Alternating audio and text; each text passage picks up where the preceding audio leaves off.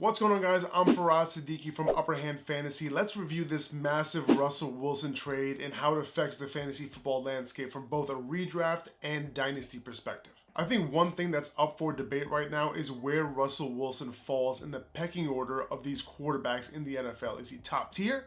Is he top 5? Is he middle of the pack? I've been saying this for a few years now, especially on my Instagram. Russell Wilson has been limited by the offense that he's been on. Now, I've been complaining about Brian Schottenheimer this whole time, but now that he's been gone for a year, we know that Pete Carroll's running the show. Now, at this NFL Combine that just passed, Pete Carroll was talking about why they didn't succeed on offense, and he literally said, we needed to run the ball better and more. At the end of the 2020 season going into 2021, Pete Carroll literally said the same thing, and I quote, we have to run the ball better. That was his solution when he had Russell Wilson, Tyler Lockett, and DK Metcalf, and no reliable running back.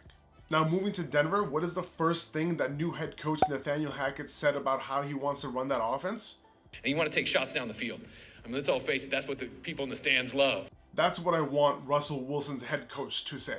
Among all 23 quarterbacks in the league last year that had 50 or more deep pass attempts, meaning 20 yards or more, Russell Wilson did so at the highest rate. He was also 5th in deep passer rating among those quarterbacks. Now, going to Denver, he's not going to have DK Metcalf or Tyler Lockett. He does have Courtland Sutton and Jerry Jeudy and a couple other weapons, and that's great. I do think that is a downgrade in terms of weaponry, but I think the system in Denver is going to elevate those two guys to a point where you're going to be wondering what could have been with DK Metcalf, with Tyler Lockett, and what their ceilings could have been if they were in a more pass-heavy offense. I don't even need a pass-heavy offense. I just want a coach that could be balanced. I want a coach that doesn't just want to run the ball more. I equate Denver trading for Russell Wilson to the Rams trading for Matthew Stafford. A late career revival is on the horizon for Russell Wilson, and I think the same people that were sleeping on Matt Stafford, thinking that Matt Stafford wasn't going to do much for the Rams, I think those same people are going to be the same ones sleeping on Russell Wilson this year. All this team really needed was a quarterback to contend. They already had all the pieces on offense. From a fantasy perspective for Russell Wilson, think about the quarterbacks he's going to have to go against on a regular basis. Justin Herbert, Patrick Mahomes. This is what you want for fantasy. They're going to let him cook, and then he has to go up against these juggernaut type of offenses moving forward. This is exactly what you want. You want those shootouts. You want him going up against these type of quarterbacks. Please go ahead and like this video if you haven't done so already. It'll help a ton.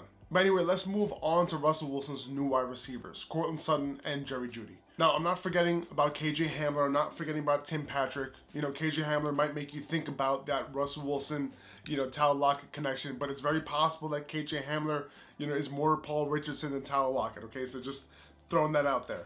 Now, Tim Patrick has been good. He's been solid with opportunity, and targets can be more widely distributed than we want or than we think. We have to kind of keep all of those possibilities in mind. But I think about, who is going to demand targets on this offense? And the first guy I think about is Courtland Sutton. He had 124 targets in 2019, had his breakout season, tore his ACL early in 2020, and going into 2022, he'll be 2 years removed from that ACL injury. And he didn't really look right last year. And we were just talking about Russell Wilson being good at that deep ball. And we were just talking about Nathaniel Hackett wanting to run an offense where they attack downfield. And you might think of KJ Hamler and that speed, but the first guy I think about is Courtland Sutton, because not only is he good down the field, but he's also going to demand targets, and he's also shown that he could be an alpha wide receiver. Now, in that 2019 breakout season, he was 4th in deep yards per route run. He was behind Stephon Diggs, Amari Cooper, and Tyreek Hill. That's it. He was 1st in contested catches on deep balls. And among all wide receivers that year with 100 or more targets, he was 12th in yards per route run. And that was with Joe Flacco and Drew Lock as his quarterback that year. He has shown that he could be a true number 1 wide receiver in this league, and I'd bet on him having a wide receiver 2 season at the very least. And on top of all that, he might be cheaper than Jerry Jeudy in 2022 drafts. Now, Jeudy had a lot of hiccups his rookie year, but he still had a pretty good season.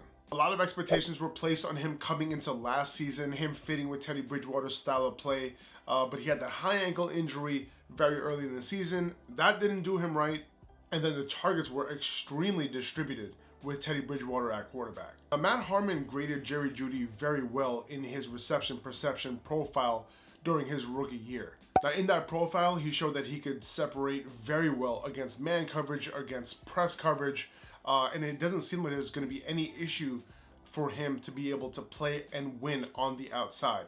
He could turn into one of the league's best route runners and separate because of that. It's important. And I'm definitely going to be paying attention to his profile from the 2021 season as Matt Harmon puts that out throughout the offseason. But that high ankle sprain could have affected him throughout the year, right? It happens all the time to a lot of players. They aren't as effective as they were before that high ankle sprain. Now, you could be like, I'm going to go after Tim Patrick. He's going to be much cheaper than those two guys. And I get it. He'll be fine.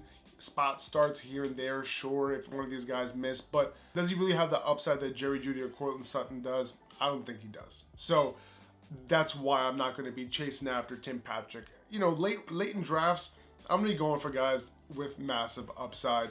I either want a guy who's going to boom or completely bust. I can cut him. I can draft somebody. I can pick somebody else up. So I'm really going to be targeting Jeudy, Sutton. I really want to see what Judy's price ends up being at. I have a feeling that Courtland Sutton is going to be cheaper than Jeudy. And if that's the case, I think Sutton is the guy that I'm going to be aiming for in redraft this season. Now, I think there's going to be a tighter target distribution like there was in Green Bay. Sutton, Jeudy at the top, followed by Tim Patrick and Albert O. And then followed by the running backs, whether that's just Javonte Williams, whether that's Javonte Williams and Melvin Gordon, whether that's Javonte Williams and some other 1B. Now, as far as Javonte Williams goes, obviously adding Russell Wilson to the mix makes him much more appealing because this is going to be a much better offense. But for me, in order for me to pick Javonte Williams early in the first round or in the first round, Melvin Gordon, he can't be there. Not only can Melvin Gordon not be there, but I don't want to see them sign a pass-catching specialist either.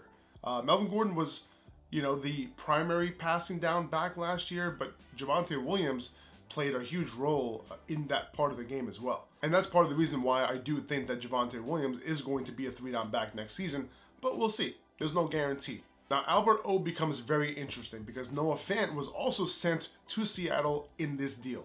It's very likely that Albert O now will get full route participation, which is awesome. That's what we want to see out of tight ends. Now, does he have like top 3, top 4 upside? I don't think so, but he did well with his opportunities last year. This might surprise you, but Albert O led all the Broncos in targets per route run last year. According to playerprofiler.com, he's in the 100th percentile in speed. What does that mean? He's fast as hell. He was also 6th among all tight ends with at least 40 targets last year in yards per route run.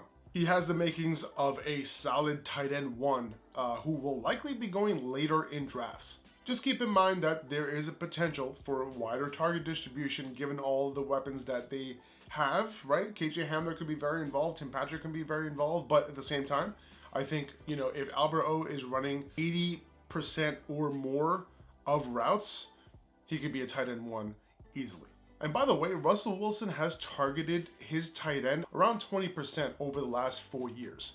And if you ask me, that's a lot, considering the fact that DK Metcalf and Tyler Lockett were on the field. Now, DK Metcalf's price, he won't be 25 until the end of this upcoming season. He has a ton of years left. There's a ton of time for Pete Carroll to move on. I don't think Pete Carroll is going to survive there without Russell Wilson. It's either that or Metcalf potentially gets moved as part of their rebuild process. You might have to stick it out for a year, knowing that he's not going to be anywhere near his ceiling, but hopefully that only lasts for a year. Hopefully they get their quarterback. Hopefully Pete Carroll is gone. But he does have a lot of years left to make that happen. Now, without Russ, Tyler Lockett becomes a little bit less appealing to me. Russell Wilson just knew where Tyler Lockett was on the field at all times. It's very Rodgers-Adams-like. Obviously, it's a different type of connection, but that's the type of connection that I feel. So, Tyler Lockett and Russell Wilson kind of give me that same energy. They just belong together. Now, I'm not saying that Tyler Lockett can't produce with another quarterback. He's a great wide receiver.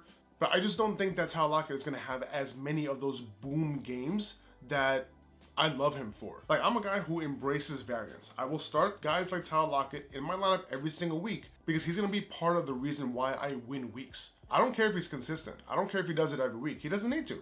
But as long as he does it, more often than not, he's going to win me weeks. And without Russell Wilson, I just don't know that he's going to be able to do that. Especially if Pete Carroll sticks around.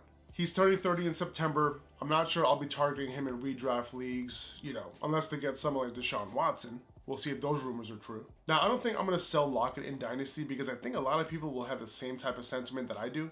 I don't want to undersell him because he could still be productive. Maybe he's one of those guys that you kind of just ride till the wheels fall off. Hey, yo! Or you kind of sell him after he has a few big games. Now, unfortunately for Noah Fant, he most likely becomes the third fiddle on a run-heavy offense. Now, Gerald Everett is likely going to be a free agent, so Noah Fant will also potentially get that full route participation that we love. And because of that, he is worth paying attention to this season.